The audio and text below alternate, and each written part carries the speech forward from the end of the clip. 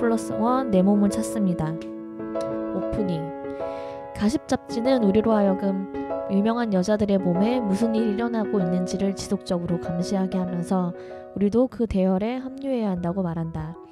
유명한 여자들의 들쑥날쑥한 몸무게 변화는 마치 주식시장처럼 관찰되고 있는데 그들의 업계에서는 자신의 몸무게야말로 자기가 보유한 한 개인 주식, 즉 시장 가치의 물리적 특질이기 때문이다.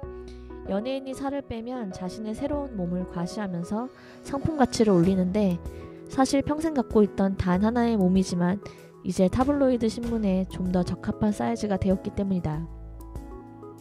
연예인이 임신을 하면 그들의 몸은 임신 중과 임신 후에 집중적으로 모니터가 된다.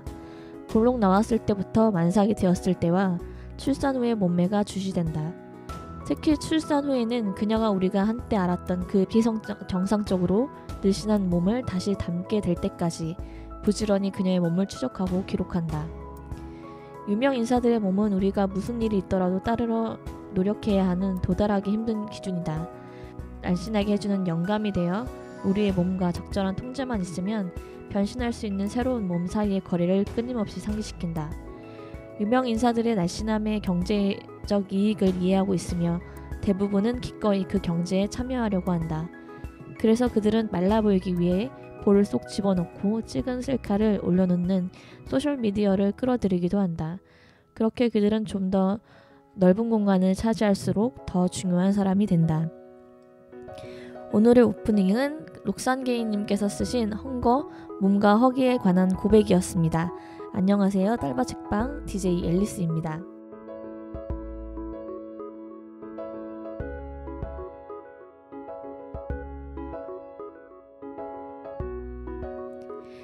오프닝에서 책 헝거에서 166페이지부터 167페이지까지를 좀 읽어드렸는데요. 이 부분에서 이제 저자 록산게이는 미국 언론에서 몸, 그 중에서도 특히 여성의 몸을 어떻게 다루고 있는지 적나라하게 보여주고 있습니다. 언론은 집요하게 여성의 몸은 날씬해야 한다는 메시지를 보내고 있고요. 여성은 날씬해야 행복하고 또 중요한 사람이 될 수 있다고 말하고 있습니다. 미국이나 이제 한국이나 여성의 몸에 대한 시선은 다르지 않은 것 같습니다. 마르고 힘이 없는 몸을 아름답다고 하고요. 저체중과 운동, 식단 조절에 시달리는 아이돌들은 이런 요구를 온몸으로 겪어내고 있습니다. 식이장애를 겪는 연예인들의 이야기도 심심치 않게 들려옵니다. 사실 연예인뿐만 아니라 다이어트는 모든 여성들에게 평생에 걸쳐 달성해야 될 일이 됐습니다. 아주 어린아이부터 또 중년 여성에까지 모두 포함이 되는 이야기고요. 날씬함은 성공한 여성의 덕목이자 또 매력적으로 보일 수 있는 전제 조건처럼 느껴집니다. 뚱뚱한 몸은 질병이거나 혹은 자기관리를 못하는 게으른 여성이라는 낙인이 되었고요. 오늘은 몸이란 이슈와 책 내 몸을 찾습니다를 이야기해보도록 하겠습니다. 너 그거 봤어?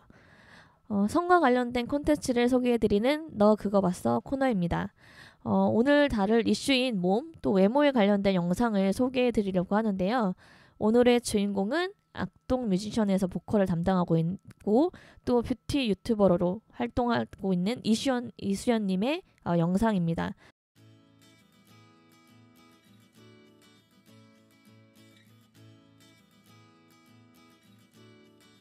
그 브이라이브에서 그 외모와 가치관에 대해서 이야기했던 부분을 좀 짧게 들려드리려고 하는데요. 수연님은 어렸을 때부터 외모에 관해서 나쁜 기억도 많았고 또 지금도 외모에 대해서 나쁜 악플들을 많이 읽어보고 있다고 하세요. 그렇기 때문에 뷰티 채널을 이제 시작한 이후 또 뷰티 채널을 운영하는 철학이 남다를 수밖에 없는데요. 수연님은 이 영상에서 우선 다른 사람의 미의 기준을 맞추기를 포기했다고 얘기를 하고 있어요. 아름다운 외모의 기준은 시대마다 또 나라마다 연령마다 무엇보다 사람마다 다르기 때문에 어떤 기준에 맞출 수 없다고 이야기를 하는 거고요. 그렇다고 해서 수연님이 외모에 관심이 없냐 또 아름다움 포기하고 자기를 꾸미지 않느냐 이것도 전혀 아니고요.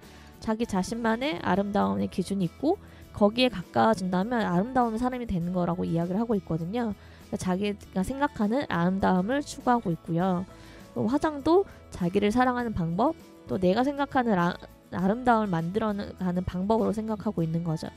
그래서 뚱뚱한 걸 날씬한다고 얘기하거나 낮은 코를 보면서 높다고 이야기하는 것이 아니라 그 자체로 독특하고 또 사랑하고 인정해준다는 이야기죠. 근데 이런 말이 되게 뻔하게 들릴 수도 있는데 또 교과서적인 대답처럼 느껴질 수도 있고, 근데 외모에 대해서 진짜 안 좋은 기억도 많고 악플을 달려본 경험이 있는 20살 여성, 또 한국에서 가장 혹독하게 어떻게 보면 외모에 대한 평가를 받게 되는 아이돌이라는 직업을 갖고 있기 때문에 이 수연님의 말에 힘이 생기고 또 설득력이 생기는 것 같아요. 또 말로만이 아니라 수연님이 또 자기가 생각하고 이야기한 대로 살아가고 있고요.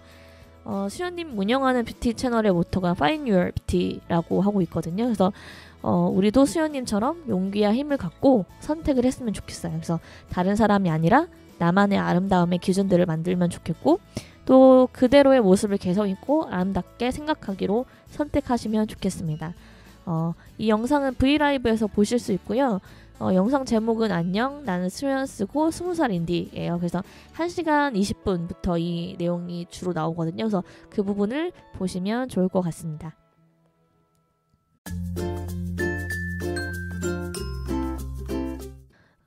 원 플러스 원. 오늘 원 플러스 원에서 다룰 책은 몸 문화 연구소에서 나온 내 몸을 찾습니다입니다. 몸 문화 연구소는 몸에 관한 다양한 문화 현상들을 학문적으로 연구하는 기관이고요. 다양한 전공과 관심을 가진 교수진들이 중심으로 구성된 곳입니다. 그래서 책도 많이 내시고 또 강의도 활발하게 진행을 하고 계시고 있고요. 관련된 자료들이 사이트에 좀 종종 업데이트 되기 때문에 한번 참고하시고 시민대상 강의도 한번 참가해 보시면 되게 좋은 경험이 되실 것 같아요. 그래서 오늘 다룰 이번 책은 그 2010년도에 청소년들을 대상으로 했던 몸 인문학 강좌를 책으로 펴낸 것이고요. 그때 했던 것들 중에서 이 30개쯤 진행하셨다고 하는데 좀 학생들이 가장 관심 있게 보였던 주제들을 추려서 책으로 실게 되었습니다. 그래서 고등학생들을 대상으로 했던 강의였기 때문에 좀 어려운 주제도 가능한 쉽게 풀어서 설명을 하셨고, 그래서 지금 청취자분들도 어렵지 않게 문턱이 아주 높은 책은 아니라고 설명을 좀 드릴 수 있을 것 같고요.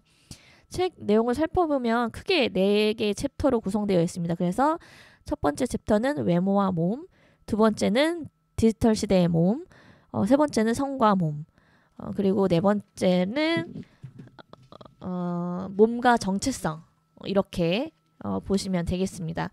그래서 이 책의 내용을 전체적으로 제가 읽고 크게 3가지 주제, 3가지 키워드를 좀 뽑아봤어요. 첫 번째로는 몸은 무엇인가, 그리고 두 번째는 몸과 나와의 관계 설정, 그리고 세 번째로는 그렇다면 왜 몸의 주인답게 살아가기 힘든가, 이렇게 3가지로 나눠서 여러분께 좀 소개를 해드릴게요.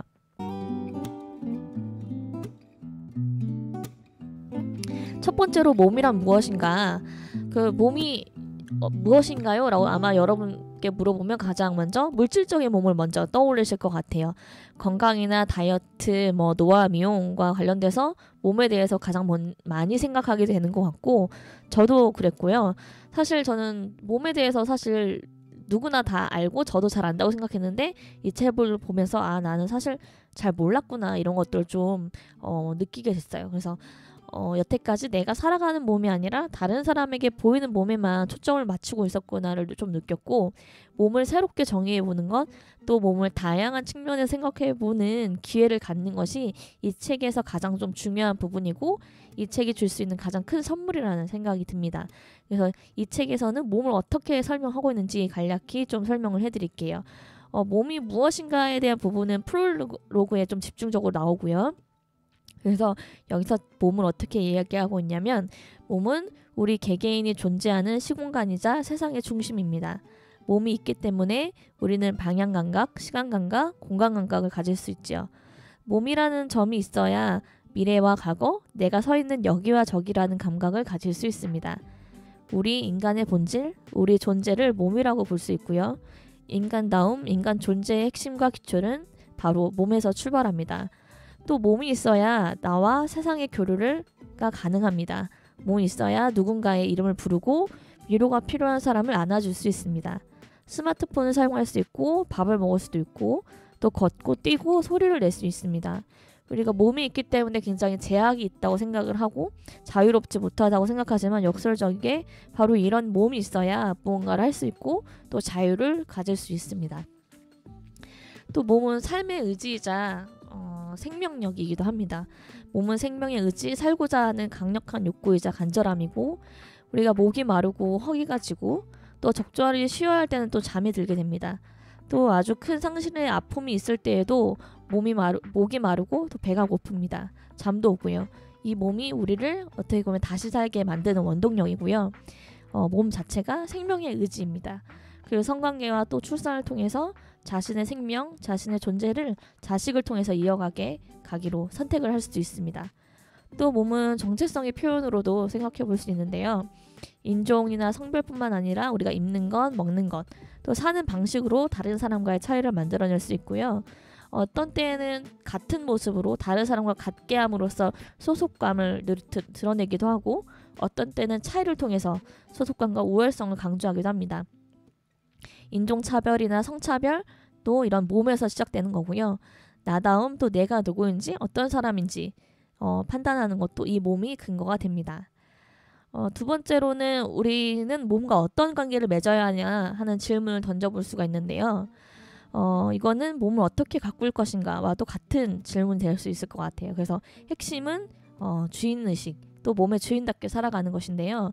내 몸의 주인답게 내 몸을 잘 알고 잘 쓰고 몸에 대한 어떤 선택을 하고 그 과정과 결과에 책임을 지는 것이 주인다운 삶의 태도인데요.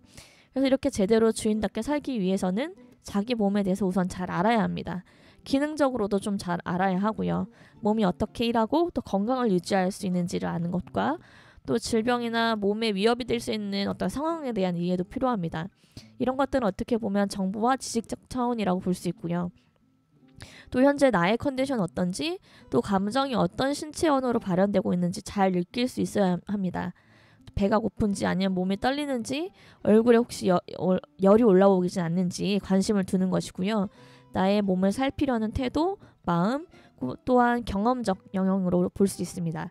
이런 정보적인 영역과 경험적인 정보, 또 몸을 잘 살펴보려는 태도가 있어야 나와 내 몸을 위해서 제대로 된 판단과 선택을 할 수 있는 거고요.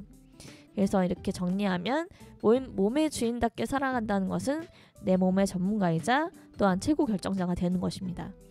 이렇게 몸의 주인답게 살아가는 것은 성에도 영향을 미치고 또 자유를 줍니다. 우리가 청소년 여성 아니면 노인에게는 성이 허락되지 않거나 성이 없는 듯이 표현하는 경우들이 있는데요. 사실 자기 생식기를 보고 관찰하고 또 나아가서 만지면서 즐거움을 느끼는 자유도 왠지 모르게 거부감이 들고 죄책감이 같이 들 수 있는 부분인데요.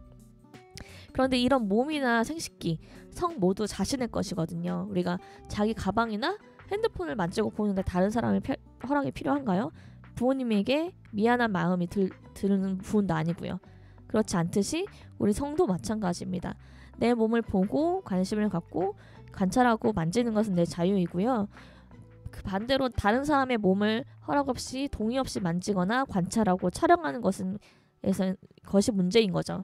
근데 우리는 성에 대해서 자연스럽고 그것은 오히려 부자연스럽고 죄스러운 것으로 만들고 반대로 무책임한 성폭력에선 그럴 수도 있는 일 정도로 여기고 있습니다. 이건 굉장한 모순이라고 생각을 하고요. 이것들이 어떻게 보면 우리가 더더욱 몸과 성의 주인답게 살아가야 되는 이유인 것 같아요. 우리 주변에서 성의 주인답게 사는 모델들 이런 사람들이 정말 많아지고 나면 한국의 성 문화는 더 밝아지고 건강해질 수밖에 없다고 생각이 됩니다. 또 이렇게 주인답게 사는 태도는 외모지상주의에도 영향을 미칠 수 있는데요. 우리 모두 어느 정도는 외모지상주의에서 자유로울 수 없다고 생각을 해요. 정도는 다르지만 분명 영향을 받고 있다고 생각하고요. 그 중에서도 여성 또 청소년은 더 심각한 상황이라고 생각을 해요.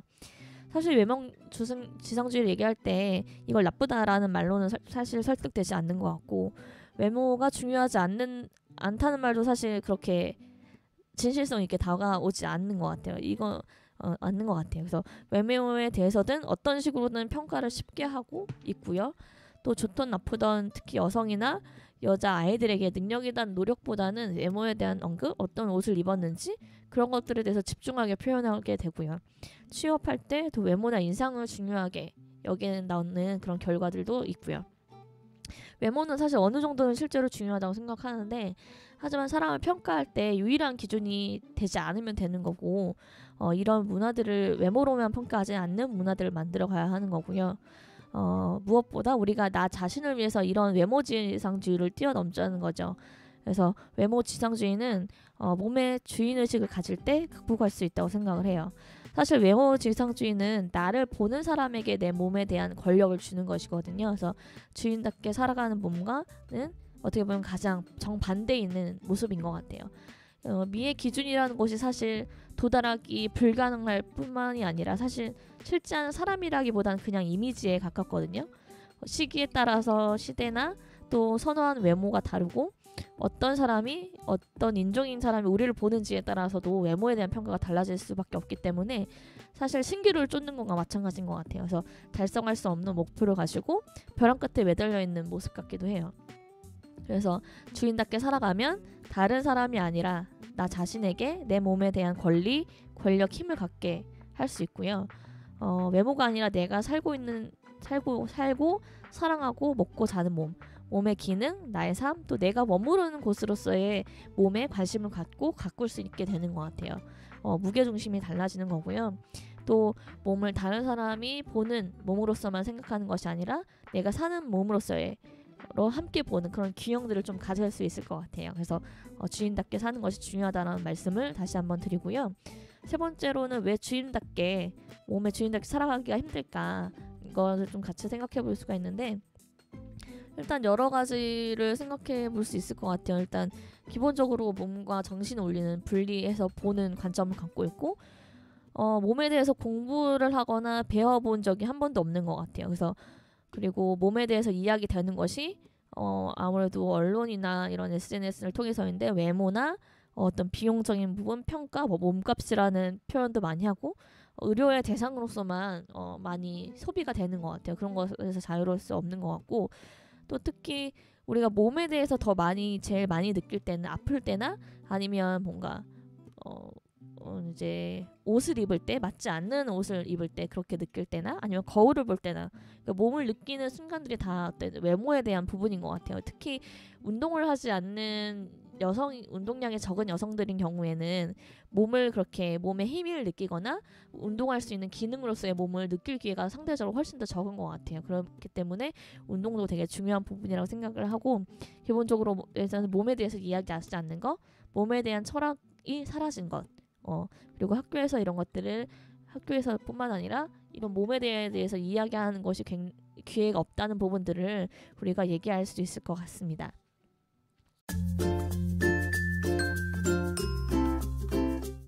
오늘 1+1에서는 이슈 몸, 그리고 책 내 몸을 찾습니다를 다뤄봤습니다. 다음 주 북스톡스에서는 같은 책을 가지고 심리 게스트 분들과 함께 이야기해 보도록 할 예정이고요. 청취자분들은 딸바 사이트에 여러분의 생각과 후기 많이 남겨주시기 바랍니다. 딸바 책방 관련 업데이트와 공지사항은 딸바TV 홈페이지에서 확인하실 수 있습니다. 다음에도 다른 이슈, 재미있는 책으로 여러분 만나 뵙도록 하겠습니다. 감사합니다.